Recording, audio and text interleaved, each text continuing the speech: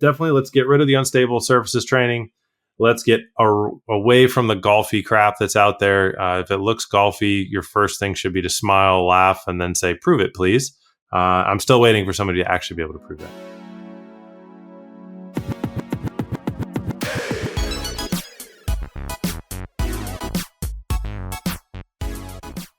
Welcome to the Golf Fitness Bomb Squad.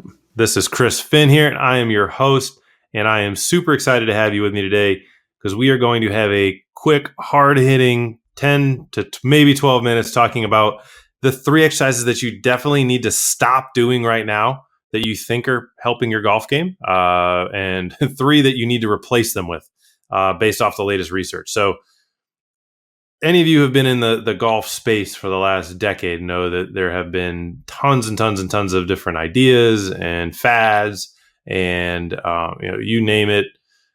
If it looked like the golf swing, it was going to get done. There's people that claimed, oh, the best players in the world do this, so you should do it, right? So many of our recommendations in golf historically, both technically on the technical side as well as it kind of bled over into the fitness world in the beginning, and it's still continuing on today, have been, you should do it because insert tour pro's name does it, right?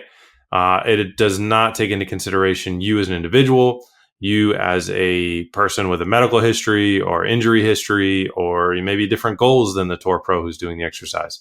So what I wanted to cover today was some of the 3 most popular type things that I've seen in the space that actually, as we've done more research or we've seen other research that's been done on them, actually has minimal to literally detrimental impact on your golf game and on your body's health and preparation for the game. So the first is the good old BOSU ball or instability training, right? So you've seen this. This came out of like PT clinics back in the day.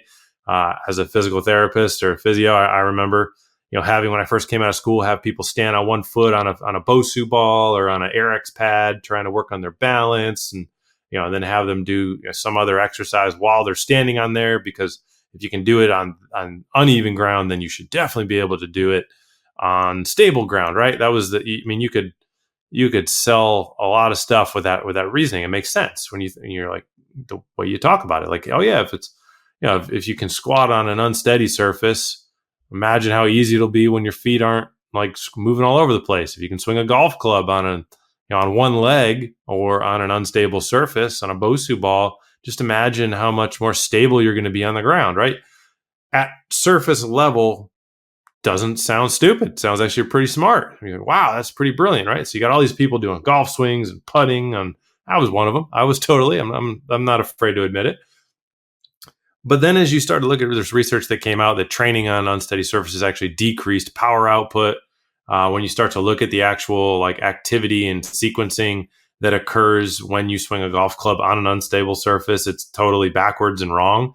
Because the thing that we need to understand from this exercise is that your body's number one job is to stop you from falling over, to keep you upright.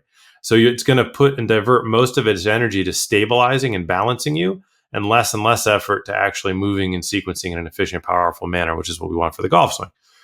Now, what you should replace that with is get off the unstable surface, and you should be doing tons of force production exercises, particularly vertical, whether it's if you're younger and you got good joints and you want to work on actual jumping and hopping and plyometrics, or if you're on the older side and you can do overhead med ball slams are an example, just one example of many different exercises that actually train more vertical output in your lower body without necessarily having the impact implications that like a jump would, right? So we did a 6-week study looking at not only vertical production, but also upper body push production.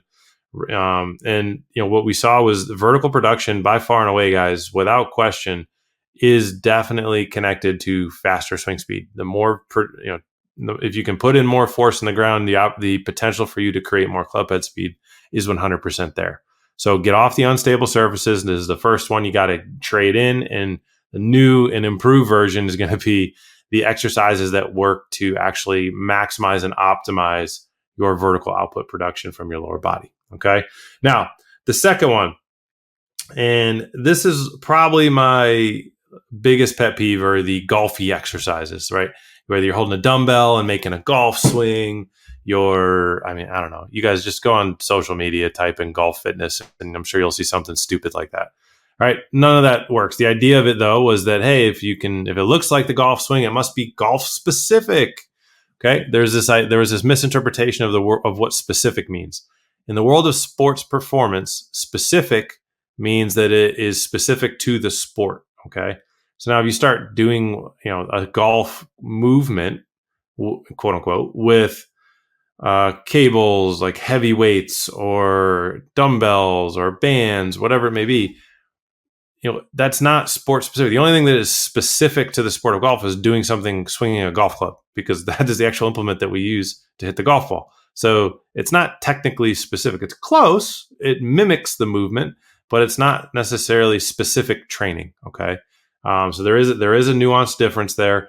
And there is zero research that shows that doing any of that crap actually translates to performance. In fact, we actually have research that shows, we did a study looking at 6 weeks of people doing medicine ball rotational throws, which looks golfy, right? Everybody's seen that. Throw a medicine ball on a wall and it bounces back, and all these different types of medicine ball rotational throws. It's rotational training. It's great for golf. Tons of studies across multiple sports. Nobody has been able to prove that it actually does anything.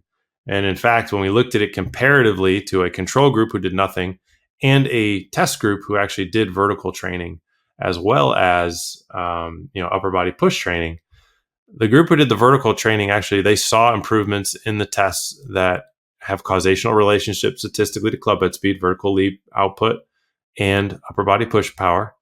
And they saw club head speed improvements. The group who just did the med ball based training saw nothing. So pretty clear. We've also continued to see it in a couple thousand golfers ever since we ran that study. So stop doing the golfy crap, please, and go ahead and instead focus on vertical power production, upper body push, and upper body push power. I guess then the other piece would be spend that time also working on your rotational mobility, right? I mean, that's the core foundational element of performance for golf, staying healthy, playing for a long time, doing so without pain, is that you have mobility. The 4 rotational centers, the hips, the shoulders, the spine, and the neck.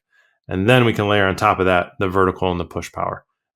Push obviously through the upper body, think of like a bench press or a chest pass, and the vertical coming through your legs, very much so like basically when you jump. So those definitely, let's get rid of the unstable surfaces training. Let's get away from the golfy crap that's out there. If it looks golfy, your first thing should be to smile, laugh, and then say, "Prove it, please." I'm still waiting for somebody to actually be able to prove that. But and when they do, we'll have an open mind. I'll be excited to see it. I would be happy to be proved wrong on that. But that would mean that thousands and thousands of people have been wasting their time the last decade. That would also mean I wasn't wasting my time with clients early in my career because I was doing all that crap too. All right, last one. And this is probably one that's a bit more cultish in the trainer world, and it's this big belief in anti-rotational training. And so what that means is it's kind of the opposite. It was like the next generation away after the unstable surfaces stuff. Then you started seeing the golf, quote unquote, specific stuff that looked like the golf swing.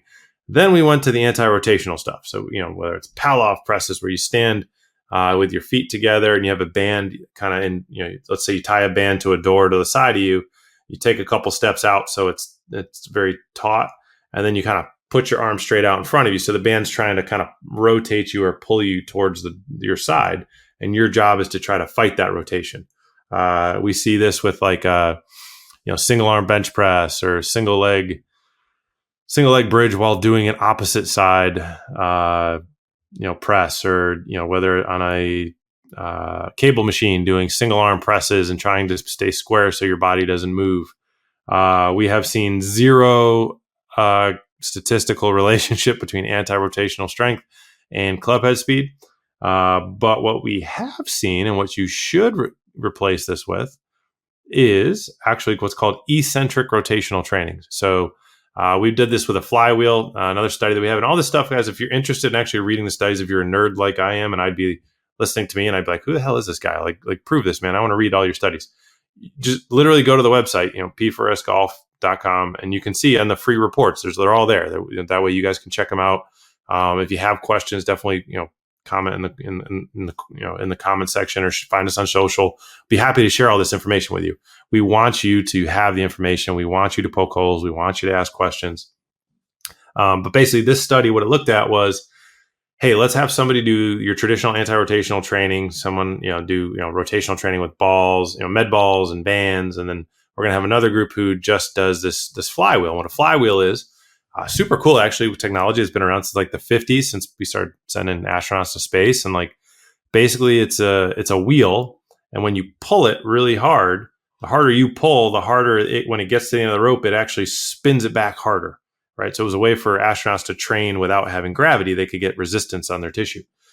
So we used it for rotational training. So we did, just a simple rotary movement. And basically what we were able to see, we were able to track, because of the Bluetooth capabilities, that there was an actual eccentric overload that when you rotated out, you then had to fight that coming back in rotationally. Right. Now, we're not doing this like a chop or golf specific movement. It's just training the rotational element and putting an eccentric overload on the way back.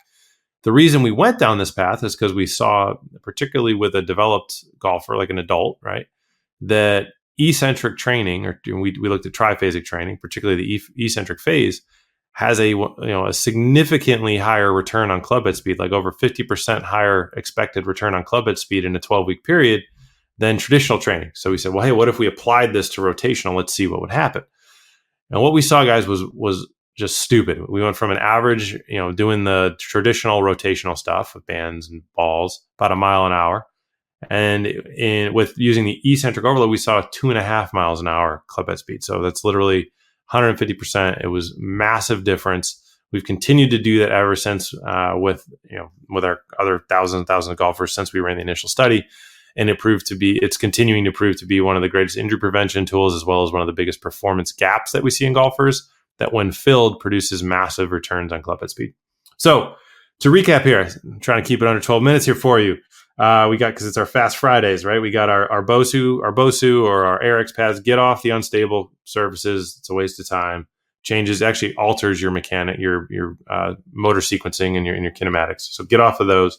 Get on the floor. Do force production stuff for your lower body, vertical, jump based stuff, or vertical slams, things like that increase your vertical forces. Get away from the anti-rotational, get into the eccentric rotational overload elements, get yourself a flywheel, find a place with a flywheel. It is incredibly valuable for your longevity and for your speed. And finally, get away from the golfy stuff. Stop just doing stuff because you think it looks like a golf swing. If it looks like a golf swing, it's probably not helping you unless you're actually doing specific practice, which, remember, is on the actual golf course or on the range with a golf club in your hand, hitting a golf ball. Okay. And instead of doing the golfy stuff, train your rotary centers, your hips, your shoulders, your neck, your spine. Make sure you have good mobility in those 4 areas. Make sure you have good vertical lower body power, train for strength there, and also in your upper body push power as well. So let's get to the science in your routines. Let's cut down the amount of time you need to spend in the gym, make it as efficient as possible. So those are the 3 exercises you need to stop ASAP. And instead, you must start these other 3 exercises. So that way we can make sure that you are giving yourself the best chance to play this game for a really, really long time. So hopefully we have diffused a few myths here. We have gotten rid of a few things that were potentially going to explode in your face in terms of wasting your time. Got you some time back, got you some years back, and of course, got you some distance and yards back. So thanks again for hanging out, and we'll catch you on the next one.